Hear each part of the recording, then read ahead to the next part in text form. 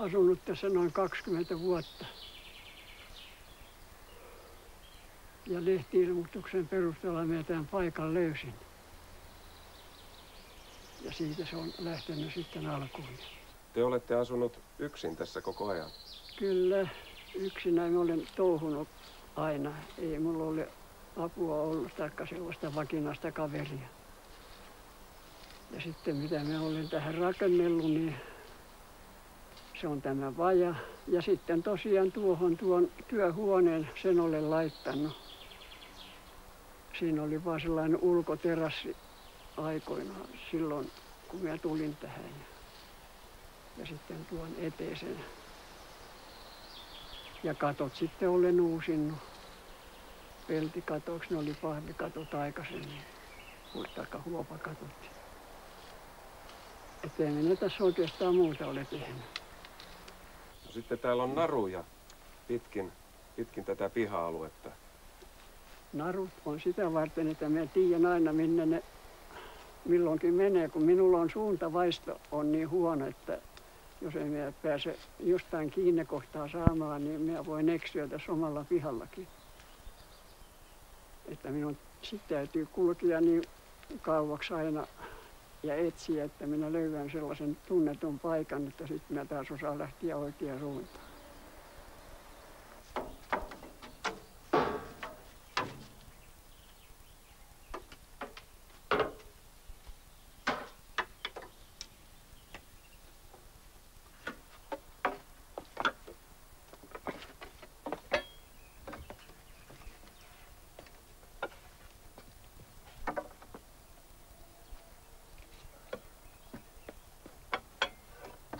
Harrastuksena Venninen on rakentanut mökkinsä lähelle kalliolle puutarhaa. Kiipeäminen 20 metriä ylös käy omatekemiä rakennelmia pitkin.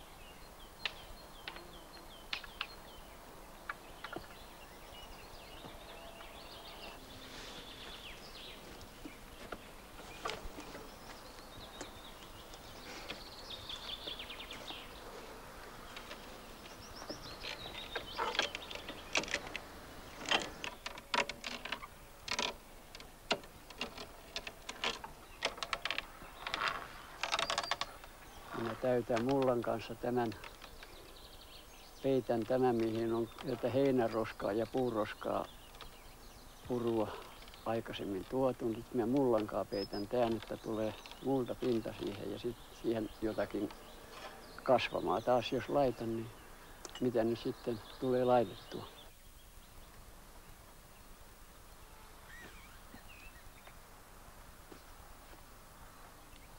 Kuka tämä vintturin on teille rakentanut? Itsehän toki. Eihän tällaista työtä niin vieraalla kehtaa tietää. Teettääkään näin tällaista romun näköistä. Miten tämä vintturi on sitten syntynyt? Minkälainen prosessi se oli? No, sehän oli toki sellainen, kun ämpärin alkuun kannon tänne, mitä kantamista nyt oli. Niin kuin nämä hiekat ja muut, mitä tänne valuuta tein, niin ämpärin kannoin. Ja sitten tuli mieleen se, että se oli liian raskasta. Sitten rupesin ajattelemaan, että enkö me saisi aikaa tällaista nostolaitetta. Siinä sitä sitten 2-3 päivää meni. Ja tässä tämä nyt on sitten näkyvissä. Nyt saa laittaa 5 ämpärillistä, kun ennen sai kantaa vain 1 ämpärillin käsillä.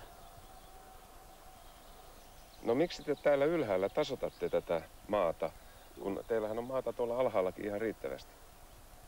Tämä on sellaista harrastushommaa ja täällä ei myyrät tee näitä omia pahoja. Kun alhaalla laittaa mitä tahansa, niin siellä on aina myyrät sitten. Ne vie perunat ennen kuin itse kerkiää niitä etsiä sieltä ja syövät puun juuret ja kaikkia. Mutta tänne mitä laittaa, niin täällä ne säilyy. Laitetaanko tänne muuta sitten kuin perunaa? Ei minä perunaa täällä nyt enää kasvata. Peruna on niin paljon halpaa, että sitä ei kannata kasvattaa enää. Olen ajatellut sen sillä tavalla. Mitä te aiotte tänne laittaa? Mitä nyt sitten sattuu mieleen johtumaan enimmäkseen kukkasia nyt arvelin, että laitan, että on vähän silmäniloa jälkeen jääneille. Ja sitten tynnyri alas. Joo, tynnyri lähtee alas.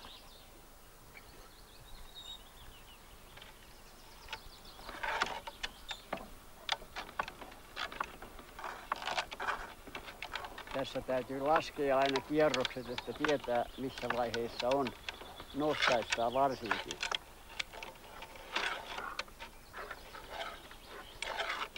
Montako kierrosta on alhaalta ylös? 33 kierrosta on nyt. Silloin se ottaa jo tuohon huippuun kiinni. Ja silloin kun se on siellä huipussa kiinni, siitä ei passa enää vetää, sitten se rupeaa nostamaan, kääntää, niin rupeaa nostaa koko tätä systeemiä ylös. Että se riittää se.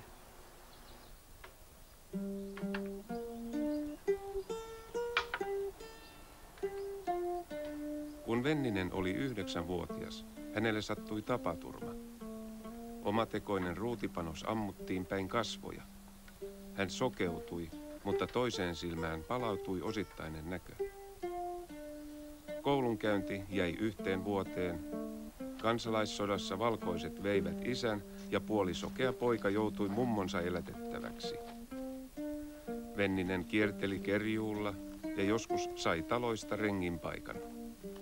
Sota-aika meni linnoitustöissä. Lapin jälleenrakentamisen aikana Rovaniemellä Venniselle sattui toinen tapaturma. TVH:n remonttitöissä jäi pää puristuksiin koneen alle. Osittain näkevän silmän verkkokalvo irtosi ja näkö sammui kokonaan.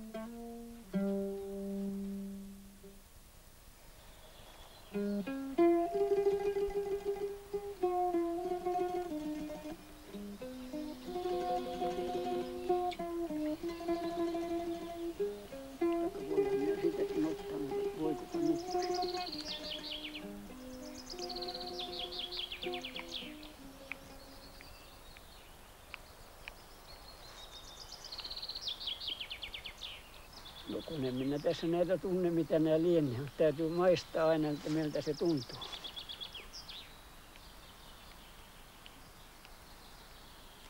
Ja sitten kun se on sen makusta, että se käy, niin sitten minä sen otan.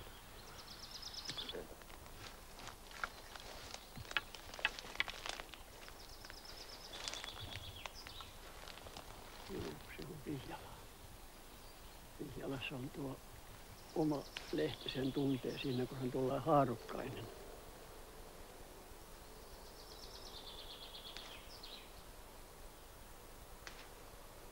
Syödään sitä Vihjalan marjojakin.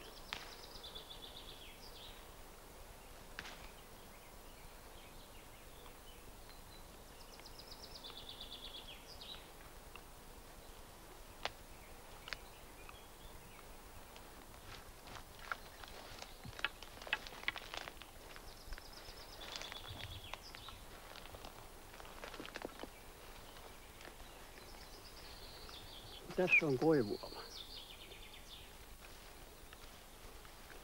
Ne on nyt parhaimmillaan justiin, kun on heränneet tällaiseksi puolivalmiiksi.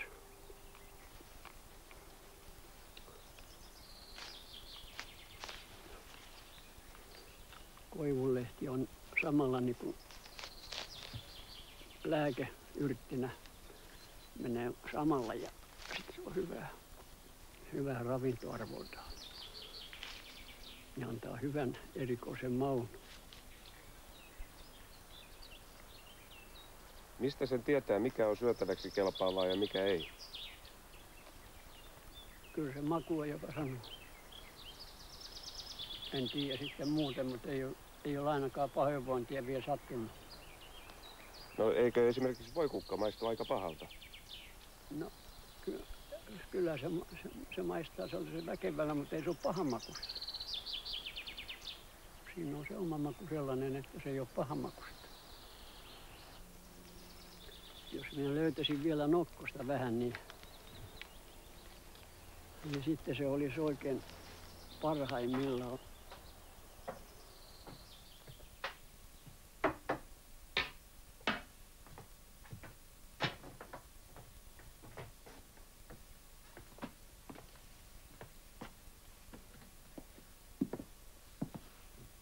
On siitä nyt yli 40 vuotta nyt jo, kun olen ollut kasviksien varassa. Sellainen ravinto, missä on tämä mätänämisbakteeri hajottajana, niin sen minä olen jättänyt kaikki pois, missä huomaan, että missä sitä on. Ja siihen lähinnä kuuluu kananmunat ja lihat ja kalat.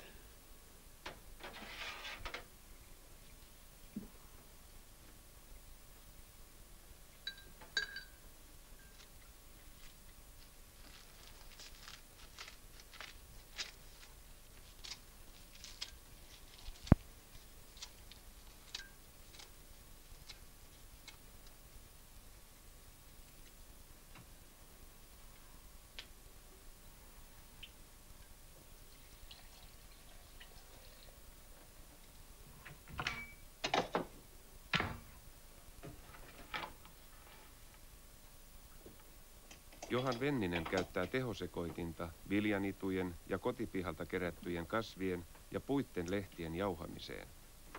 Juurikasvit hän käyttää naatteineen. Maustamiseen sopii banaani, marjat ja hapankaali. Juomana on vain vesi, useita litroja päivässä. Onko tässä 1 vai 2 ateriaa? Kyllä se oikeastaan tässä riittää mulle 3 kertaa tuosta käyttää tuosta kannollisesta. Leipä tulee tähän nyt tietysti mukaan. Ja juustoa, sitä varmaan laitan leivän päälle.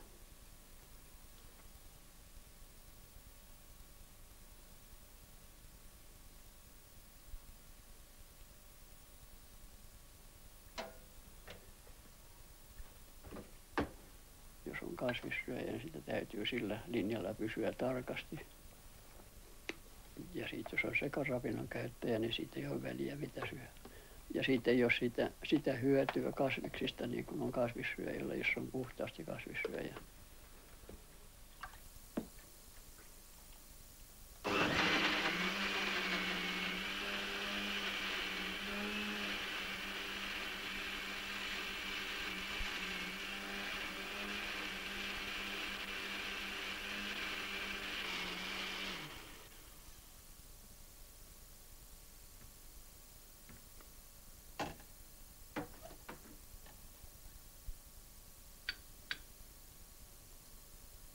Nyt se olisi valmis tämä.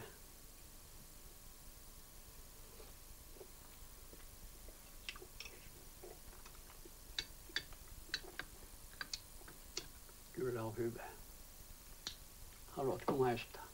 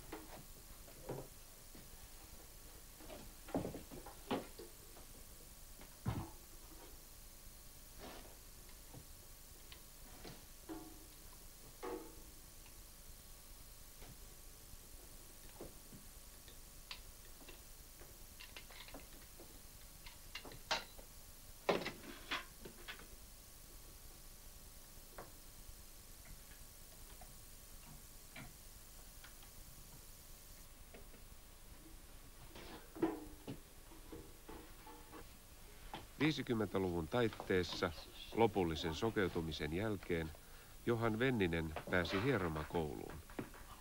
Toisen palveluksessa ja yrittäjänä hän hieroi 40 vuotta. Näin hän sai taloutensa kuntoon ja pystyi harrastelemaan sokealle epätavallisia asioita.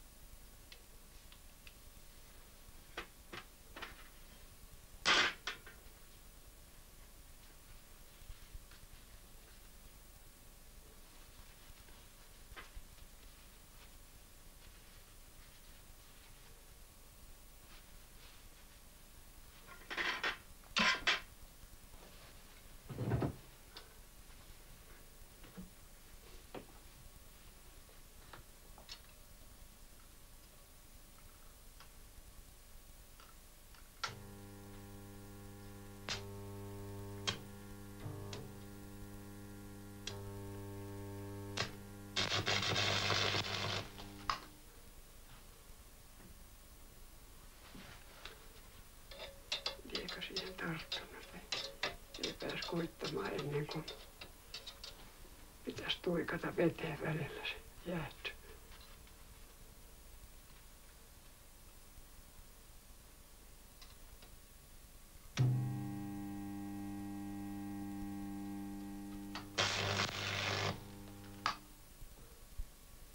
No, nyt se vissiin tuo riittääkin jo.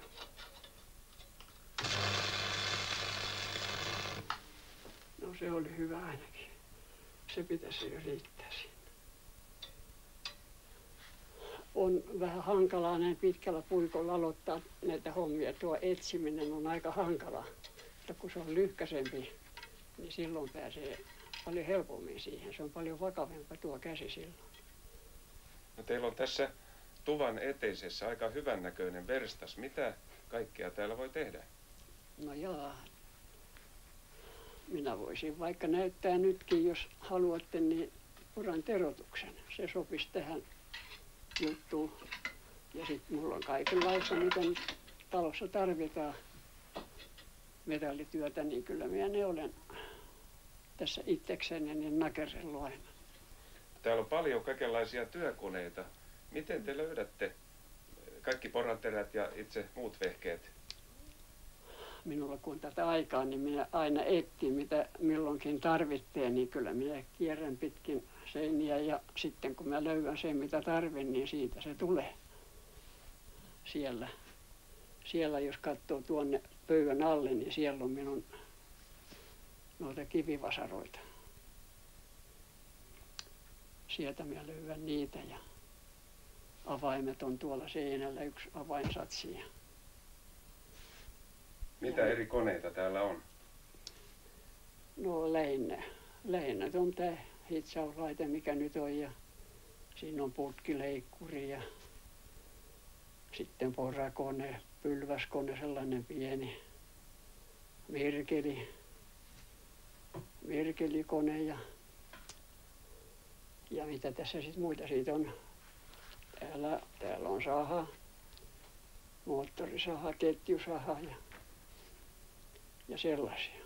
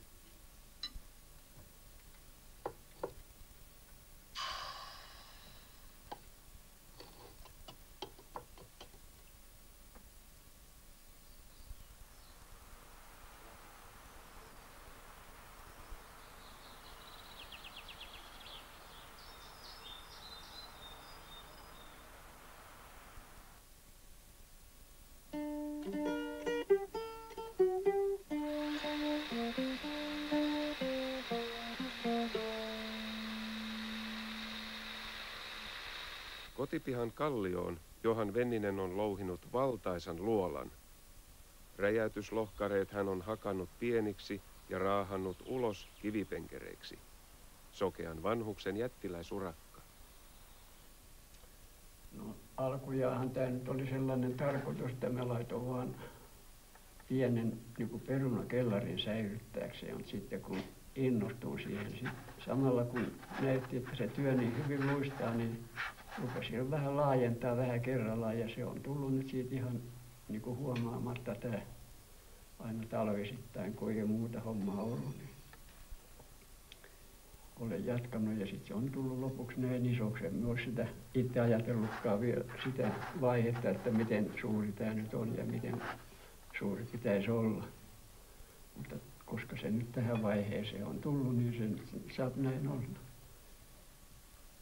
Nyt on vaan näitä oikomisia, seinän oikomisia vähäsen tässä.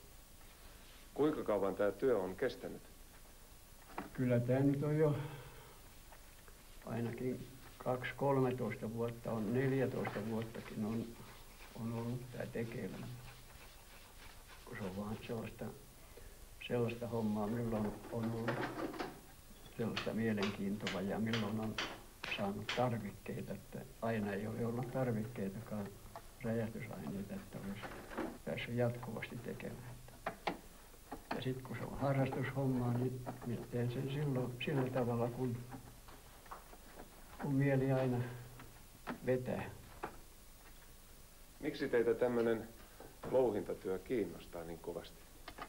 No se kai johtuu siitä, kun pikkupoikana ensimmäisen kerran näin, kun isä tuli työmaalta ja silloin oli dynamiittipaketti mukana ja sitten se näytti sitä sille toiselle kaverille, joka siinä oli, tai se oli kai se talon isäntä. Minä olin itse sellainen pieni poika, niin se nyt on keksitty dynamiitti sellainen, että se ei räjähä, vaikka sitä heittelee. Se paiskasi sen lattia, sen paketin, ja eikä siinä sen kummempaa sitten käynyt.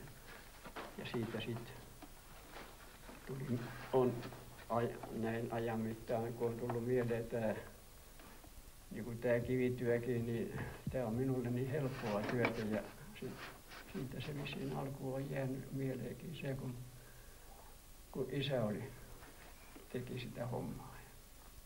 Tätä sivua, kun minä louhin täältä, niin siitä rupesi tulemaan niin paljon vettä, kun siinä tuli vesisuoni vastaan, niin sen tähden minä sitten rupesin ajattelemaan, että minä tienkin kaivon tähän, että minä saan siitä sellaisen kaivon, mikä ei pakkasestakaan pelkää, että se ei koskaan jäädy.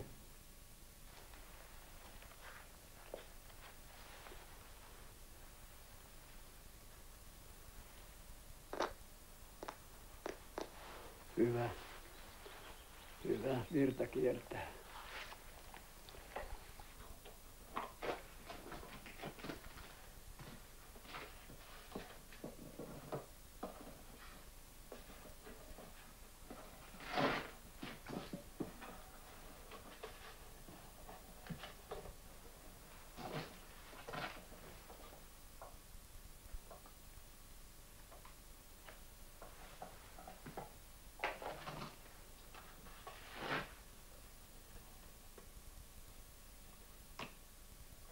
Ampu tulee!